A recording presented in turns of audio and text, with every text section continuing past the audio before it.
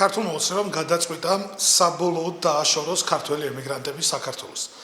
მოუკლას ის ერთადერთი კავშირი, რასაც სამართლებრივი პოლიტიკური კავშირი ქვია საკუთარ სამშობლოსთან.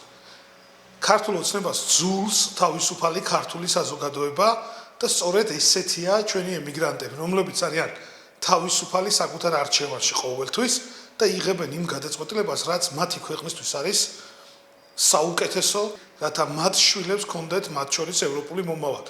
და სწორედ ამიტომ ვერ იტანს ქართული ოცნება ქართულ ემიგრანტებს და ამიტომ ცდილობს მას შეუზღუდოს არჩევნებში მონაწილეობის უფლება. რაც შეეხება სხვა ცვლილებებს, რომელიც ასევე ამ ახალი რედაქციით საარჩევნო კოდექსით არის გათვალისწინებული, ემსახურება მხოლოდ ერთს: არჩევნები საქართველოში გაუქმდეს და მის მიმართ ნდობა არასდროს დაუბრუნდეს საზოგადოებას, რათა ყოველთვის ბიძინა ივანიშვილს ჰქონდეს იმის საფუძველი, რომ ეგრეთ წოდებული ფალსიფიცირებული არჩევნებით შეინარჩუნოს ხოლმე ძალაუფლება, რასაც ის ვერ შეძლებს, ვინაიდან ყველა სამართლიან არჩევნებში ივანიშვილი დამარცხდება, მიუხედავად იმისა, ისინი აპირებენ თუ არა რიგ გარეშე არჩევნების ჩატარებას.